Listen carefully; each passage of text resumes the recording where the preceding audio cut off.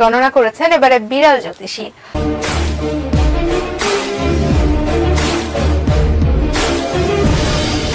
বাংলাদেশে যে 12 তারিখ নির্বাচন আছে, সেই নির্বাচনে কোন দল বেশি সংখ্যক সিট পাবে, কারা দ্বিতীয় স্থান থাকবে, কারা তৃতীয় স্থান থাকবে, এই সম্বন্ধে আমি ভবিষ্যৎবাণী ব্যক্ত করব। সঙ্গে সঙ্গে বাংলাদেশের দায়িত্বভার কার উপরে বর্তাচ্ছে, কে বাংলাদেশের প্রধানমন্ত্রী হচ্ছেন।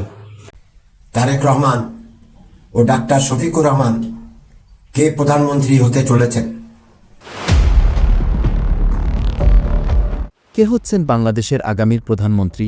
কোন দল পাবে সবচেয়ে বেশি আসন এবং গঠন করবে মন্ত্রিসভা? আর সবচেয়ে বড় প্রশ্ন, দেশের দায়িত্ব শেষ পর্যন্ত কার হাতে যাচ্ছে, তারেক রহমানের হাতে নাকি ডক্টর শফিকুর রহমানের হাতে? এবার নির্বাচনের ঠিক আগ মুহূর্তে অবাক করা ভবিষ্যৎবাণী করেছেন জ্যোতিষী বিড়াল। হ্যাঁ, ঠিকই শুনেছেন, জ্যোতিষী বিড়ালের চোখে কি দেখা যাচ্ছে বাংলাদেশের ভবিষ্যৎ? এছাড়াও বেশ কয়েকজন বিখ্যাত অ্যাস্ট্রোলজার ও জ্যোতিষী বাংলাদেশের এই নির্বাচন নিয়ে তাদের ভবিষ্যৎবাণী দিয়েছেন। তাদের কথায় উঠে আসছে কোন দলের জয়ের সম্ভাবনা। সব রহস্যের উত্তর একসাথে জানতে চান? তাহলে আর দেরি না করে চ্যানেলটি এখনই সাবস্ক্রাইব করুন, বেল আইকনটি প্রেস করে রাখুন এবং সম্পূর্ণ ভিডিওটি শেষ পর্যন্ত দেখতে থাকুন। বাংলাদেশে যে 12 তারিখ নির্বাচন আছে, সেই নির্বাচনে কোন দল বেশি সংখ্যক সিট পাবে, কারা দ্বিতীয় স্থান থাকবে, কারা তৃতীয় স্থান থাকবে, এই সম্বন্ধে আমি ভবিষ্যৎবাণী ব্যক্ত করব। সঙ্গে সঙ্গে বাংলাদেশের দায়িত্বভার কার উপরে বর্তাচ্ছে, কে বাংলাদেশের প্রধানমন্ত্রী হচ্ছেন। 12ই ফেব্রুয়ারি 2026 যদি ঢাকা কেন্দ্রিক অক্ষাংশ দ্রাঘিমাংশকে ঢাকাকে নির্ভর করে মহাকাশে গ্রহ নক্ষত্রগুলি কে কোন জায়গাতে অবস্থান করছে, এটাই আমার সবচেয়ে বড় হাতিয়ার। আমি যে গণনা করব 12 তারিখের ইলেকশনের, তো 12 তারিখ ঢাকার অক্ষাংশ দ্রাঘিমাংশকে কেন্দ্র করে মহাকাশে গ্রহ নক্ষত্রগুলি কীরকম জায়গায় অবস্থান করছে, সেটাই সবার আগে আপনাদেরকে ব্যাখ্যা করি। কালপুরুষের তৃতীয় ঘরে অবস্থান করছে বৃহস্পতি, কালপুরুষের পঞ্চম ঘরে অবস্থান করছে কেতু এবং নবমে অবস্থান করছে চন্দ্র, দশমে আছে রবি মঙ্গল। এটা অত্যন্ত ভালো যোগ, দশমে রবি এবং মঙ্গল। দশম হচ্ছে কর্মস্থান, রবি হচ্ছে কর্মকারক গ্রহ, মঙ্গল তুঙ্গস্থ অবস্থাতে আছে এই জায়গাটাতে, এবং একাদশী হচ্ছে বুধ শুক্র রাহু, শুক্র রাহুযুক্ত অবস্থাতে আছে। আর 12 নম্বর অর্থাৎ দ্বাদশে রয়েছে শনি মীন রাশিতে। গ্রহগুলির বিন্যাস 12 তারিখ 12ই ফেব্রুয়ারি। সুতরাং এইটাকে নির্ভর করে আমি এগোবো। সঙ্গে সঙ্গে আরেকটা কথা বলবো, বাংলাদেশের একাধিক ছোট ছোট দল আছে, সেই দলগুলিকে নিয়ে আমি বক্তব্য রাখবো না। প্রধান 3টে দলের ওপরে আমি ভবিষ্যৎবাণী জ্ঞাপন করব। প্রধান 3টি দল এনসিপি, জামাত, বিএনপি। আমি একটু পেছন দিক থেকেই আসব, যারা বাংলাদেশের রাজনীতির প্রেক্ষাপটকে পাল্টে দিয়েছে সেই দিক থেকে আমি আসব।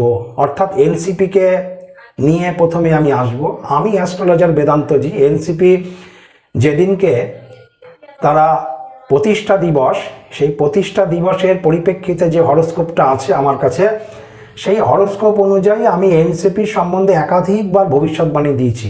আমার চ্যানেলটা সার্চিং করলেই পাবেন, একাধিক ভবিষ্যৎবাণী ছিল, মানে একাধিক ভিডিও ছিল এনসিপির সম্বন্ধে। সুতরাং সেই ভিডিওগুলিতে আমি একটা ভিডিওতেও কিন্তু এনসিপির যে ভালো গ্রহ নক্ষত্রের অবস্থান এবং সময়কাল যে ভালো, এটা কিন্তু উল্লেখ ছিল না। বারবারই আমি সচেতনতা দিয়েছি, এনসিপির সময়কালটা ভালো না, এনসিপি আইনি জটিলতায় পড়বে, নিজেদের মধ্যে মনোমালিন্য কলহ দেখা দেবে নিজেদের সদস্যদের মধ্যে। আপনারা দেখেছেন আইনি জটিলতাও মধ্যে পড়েছিল এবং নিজেদের সদস্য এনসিপি ছেড়ে বেরিয়ে গেছে, এরকম ঘটনাও আছে। অবশেষে তারা শাপলা ফুল যে পেয়েছে সেটা আমি শুনলাম, যাদের তাদের লোগোটা শাপলা, এবং আমার ভবিষ্যৎবাণীতে ছিল ফুল তাদের ঠিক আছে, ফুল বা ইলেকট্রনিক্স গুডস, কিন্তু বস্তুটা সাদা হতে লাগবে। শাপলা ফুল লাল আছে, শাপলা ফুল সাদা আছে। এখন তাদের যে কোন শাপলাটা ব্যবহার করছে জানি না, তবে সাদা শাপলা ফুল এনসিপিকে অনেকটাই সাপোর্ট করে। যাই হোক, এনসিপি সম্বন্ধে আমার যে ভবিষ্যৎবাণী ছিল সেই সকল ভিডিওগুলির পরিপ্রেক্ষিতে আজকে আমি জানাতে পারি 12 তারিখে যে নির্বাচন অনুষ্ঠিত হচ্ছে সেইখানে এনসিপির ফলাফল 3 নম্বরে থাকবে, অর্থাৎ 300 আসনের মধ্যে এনসিপি তৃতীয় স্থানে থাকবে, 3 নম্বর স্থানে। 3 নম্বর স্থানে এনসিপির অবস্থান হবে সিট সংখ্যায়। 300টা আসনের সিটের মধ্যে 3 নম্বর পজিশন নেবে এনসিপি। এবারে আমি আসবো হলো জামাতকে নিয়ে। আমি জামাতের সম্বন্ধে একটা ভিডিও প্রকাশ করিনি, কিন্তু 12 তারিখে মহাকাশের গ্রহ নক্ষত্রগুলির বিন্যাস আপনাদেরকে আমি ব্যাখ্যা করেছি। এবং একটা জিনিস মনে রাখবেন, জামাত হচ্ছে একটা ধর্মীয় দল, সুতরাং ধর্মের যেই গ্রহটা অর্থাৎ বৃহস্পতি, সেই বৃহস্পতি কিন্তু 2026-এই কিন্তু তুঙ্গস্থ হবে। 2026-এই বৃহস্পতি তুঙ্গস্থ হবে। সুতরাং বৃহস্পতি যখন তুঙ্গস্থ হবে, এই ফলাফলটা জামাতের দিকে অনেকটাই সুবিধাজনক। অর্থাৎ বৃহস্পতি যেহেতু ধর্মের গ্রহ, আর 2026-এই ইলেকশন, 2026-এর বৃহস্পতি ট্রানজিট নিচ্ছে হলো 2 জুন 2026। 2026-এর জুন মাসে 2রা জুন বৃহস্পতি ট্রানজিটে চলে আসবে হচ্ছে কর্কট রাশিতে, এবং সেখানে বৃহস্পতি তুঙ্গস্থ থাকবে। 12 বৎসর বাদে বৃহস্পতির এইরকম অবস্থান আসে। বৃহস্পতি তুঙ্গস্থ হবে এবছরই 2রা জুন 2026 2:55 PM। একটা কোনো বড় গ্রহ যদি ট্রানজিট নেয় তার 2-3 মাস আগে থেকেই কিন্তু সুফল দিতে থাকে। সুতরাং জুন মাসে ট্রানজিট আছে, বৃহস্পতি বর্তমানে মিথুন রাশিতে আছে, কিন্তু ফলাফল কিন্তু তুঙ্গস্থের কম বেশি আরম্ভ অলরেডি হয়ে গেছে, যেহেতু ফেব্রুয়ারি মাস। কেননা যে কোনো বড় গ্রহগুলি যখনই ট্রানজিট নেয়, ট্রানজিটের 2-3 মাস আগে থেকেই তার ফলাফল অর্থাৎ সুফল প্রদান করতে থাকে। সেই হিসাবে জামাত একটা ধর্মীয় দল, আর 2026-এই বৃহস্পতি 2রা জুন তুঙ্গস্থ হচ্ছে। সুতরাং এই ফলটা জামাত পাবেই ধর্মীয় দল হিসাবে, আর ধর্মের যে গ্রহ বৃহস্পতি। সুতরাং জামাতের যে রেজাল্ট আসবে, রেজাল্ট কিন্তু খারাপ আসবে না। 300টা সিট সংখ্যার মধ্যে জামাত কিন্তু 2য় স্থানে থাকবে।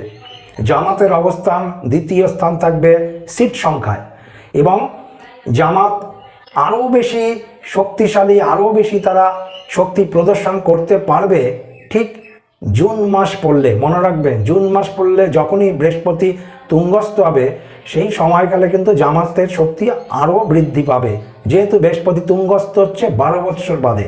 বিএনপি এবং বিএনপির বর্তমানের যিনি নেতা তারেক রহমান, আমি তারেক রহমান সম্বন্ধে একটা ভিডিও প্রকাশ করেছিলাম। প্রথম ভিডিও ছিল এটাই আমার, 12ই জুন 2025। আবারও বলি, 12ই জুন 2025-এ আমি তারেক রহমান সম্বন্ধে ভিডিও প্রকাশ করেছিলাম, এবং সম্পূর্ণ ভবিষ্যৎবাণী ছিল আজ থেকে 6 মাস আগে তারেক রহমান সম্বন্ধে। যখন তারেক রহমানের সব মামলা মোকদ্দমা উঠে গেল, 1 বছরের মধ্যেও তারেক রহমান কেন দেশে ফিরছে না, বাংলাদেশের ইউটিউব চ্যানেলগুলিতে আমি পরপর দেখতে পাচ্ছি কেউ কেউ বলছে তারেক রহমান আর দেশে ফিরবেন না, কেউ কেউ বলছেন যে কবে ফিরবেন, ফিরতে কি অসুবিধা ওনার, এখন মামলা তো সব উঠে গেছে। ঠিক এই মুহূর্তকালে আমি অ্যাস্ট্রোলজার বেদান্তজি সম্পূর্ণ অ্যাস্ট্রোলজিক্যালি ব্যাখ্যা দিয়ে তারেক রহমানের প্রত্যাবর্তনের সময় নির্দেশ করেছিলাম। সঙ্গে আমি বলেছিলাম যে তারেক রহমান যখন দেশে ফিরবে কি কি পেতে পারে। একটা জিনিস মনে রাখবেন, কারোর জন্মের তারিখ অনুযায়ী যে হরস্কোপ আসে সেইটা দিয়ে ভাগ্যের বিচার হয়, কারোর হাত দেখে ভাগ্যের বিচার হয়, কারোর কপাল দেখে ভাগ্যের বিচার হয়। যদি এগুলো ঠিক মতন না থাকে, তাহলে সময়কাল ঘটনাবলী কি কি ঘটনা ঘটেছিল, সময়কালে কি চলছে, এই ঘটনাবলীকে কালেক্ট করে ভবিষ্যৎবাণী আসে।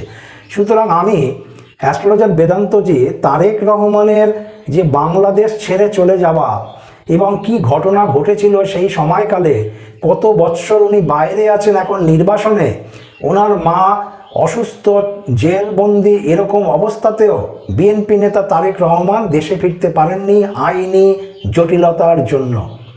এবং কেউ ভাবেনি যে তারেক রহমান দেশে আসবেন, আবার তারেক রহমান ইলেকশনে অংশগ্রহণ করবে। আমি অ্যাস্ট্রোলজার বেদান্তজি সুস্পষ্টভাবে অ্যাস্ট্রোলজিক্যালি ব্যাখ্যা দিয়েছিলাম। 12ই জুন 2025 ভিডিওটার টাইটেল কি ছিল? বিএনপি নেতা তারেক রহমানের বৃহস্পতি উপস্থিত। বৃহস্পতি হচ্ছে গুরুগ্রহ, এবং বৃহস্পতি যখন উপস্থিত হয় তখন তাকে রাজ সিংহাসন দেয়। মনে রাখবেন, 9টা গ্রহের মধ্যে গুরু, গিরি, কড়ায় এবং রাজ সিংহাসন দিয়ে থাকে বৃহস্পতি। তাই আমি অ্যাস্ট্রোলজিক্যালি ভাষাতেই আমার টাইটেলটা রেখেছিলাম ভিডিওর, তারেক রহমানের বৃহস্পতি উপস্থিত। এবং ভিডিওটাতে আমি সম্পূর্ণ বলেছিলাম তারেক রহমান 2025-এর লাস্টের দিকে আসবে, অথবা 2026 পড়লেই আসবে। আপনারা দেখেছেন 25শে ডিসেম্বর 2025 তারেক রহমান দেশে ফিরেছেন। সুতরাং এই ভিডিওটাতে আরও ছিল যে শনি গ্রহের কোপে তারেক রহমান দেশ ছেড়েছিল। শনি গ্রহের মহাদশা কতদিন? 19 বৎসরের। সুতরাং তারেক রহমানের প্রায় 17 বৎসর পড়ল। সুতরাং 17 বৎসর যখন অতিক্রান্ত করে, সেই সময়কালে অর্থাৎ 18 বছরের মুখে শনি কার সাথে অন্তর্দশায় আছে? বৃহস্পতির সাথে অন্তর্দশায় আসে। শনি বৃহস্পতি গুরু সৌরী যোগ। আর বৃহস্পতি শনি এই যে সময়কাল, শনি শুরুতেই সর্বস্ব নিতে থাকে, এবং শনি যখন নির্গম কাল তখন সর্বস্ব দিতে থাকে। মান সম্মান, প্রতিপত্তি, মা বাবা, ঘর বাড়ি, রাজ ক্ষমতা ফিরিয়ে দেয় শনি নির্গম কালে।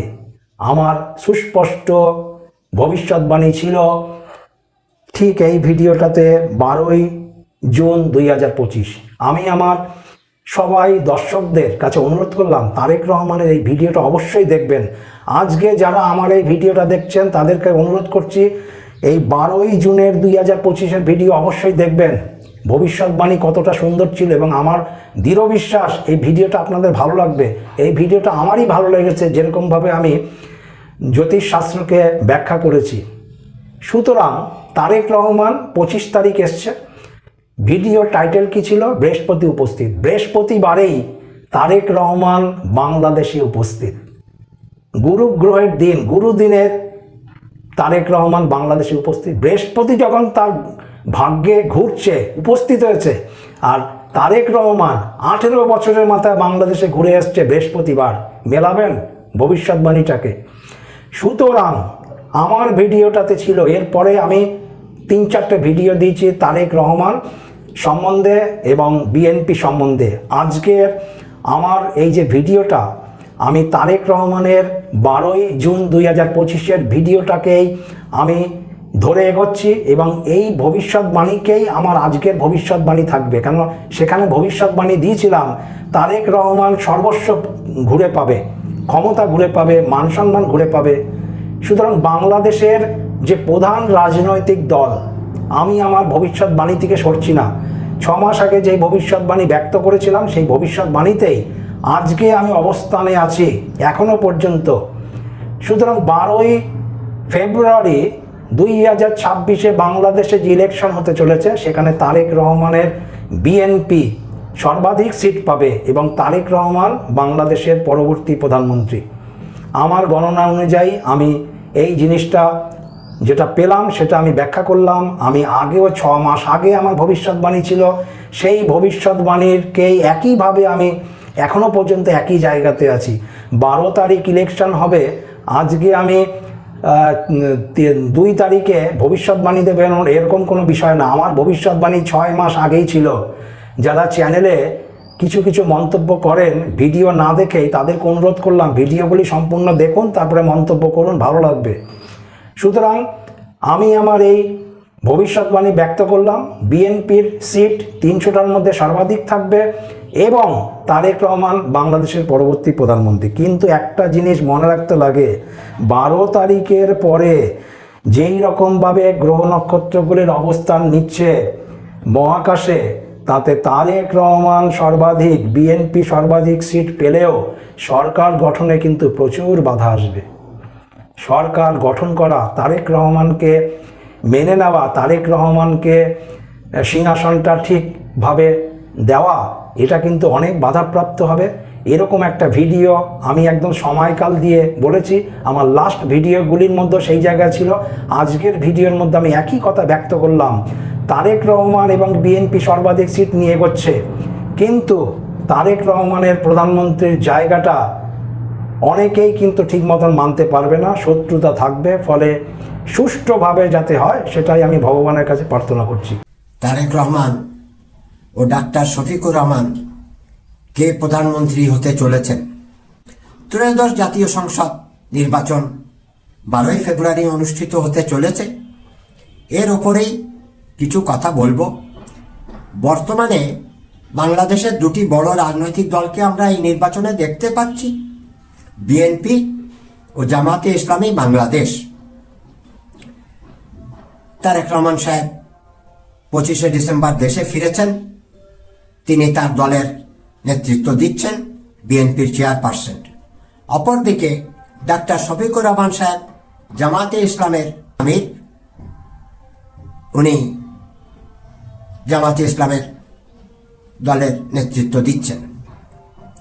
দর্শক, আপনারা খুব আশ্চর্য হবেন শুনলে, তারেক রহমান সাহেবের এবং ডক্টর শফিকুর রহমান সাহেবের জন্ম তারিখ আলাদা হলেও তাদের দুজনেরই রাশি এক, অর্থাৎ বৃশ্চিক রাশি, স্করপিও।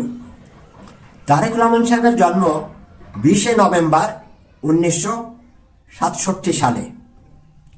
ডক্টর শফিকুর রহমান সাহেবের জন্ম 31শে অক্টোবর 1958 সালে।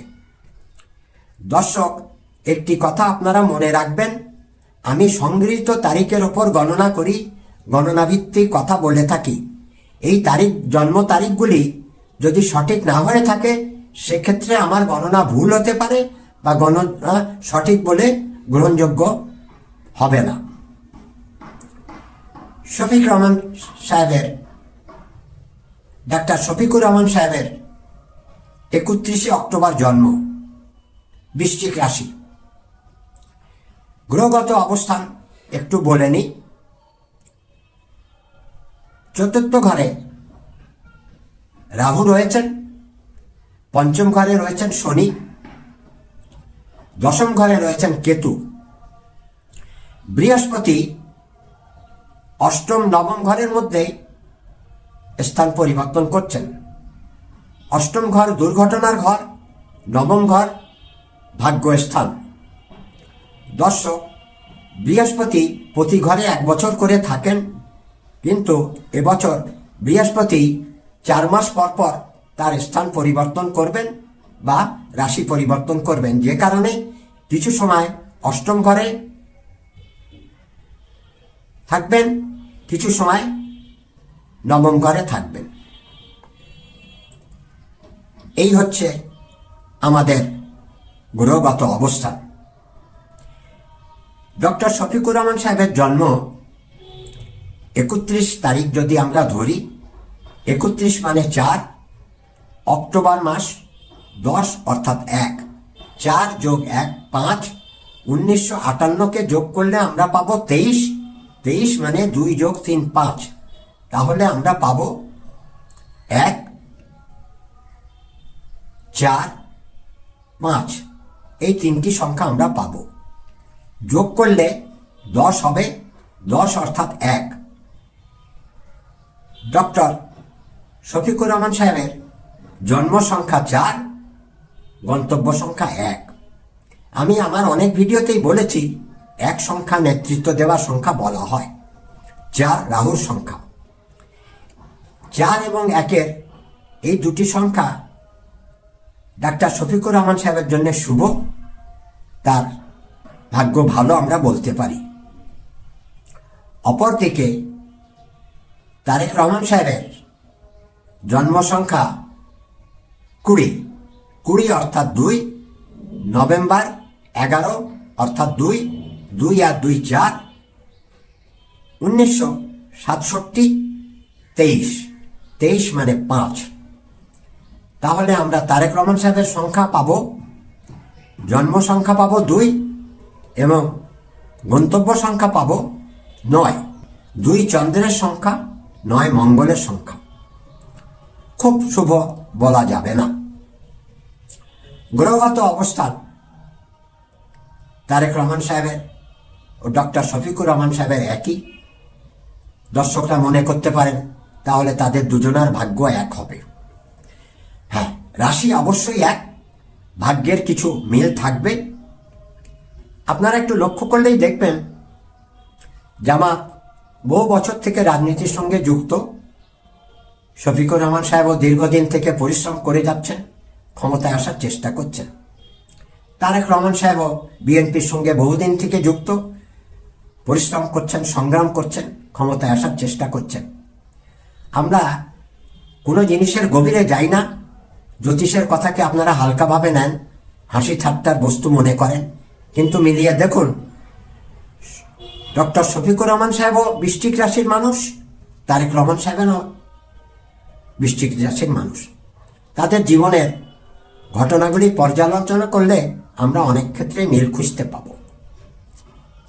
ত্রয়োদশ নির্বাচনে যে ফলাফল হবে তারপরেই দল নির্ধারণ করবেন কাকে প্রধানমন্ত্রী করবেন।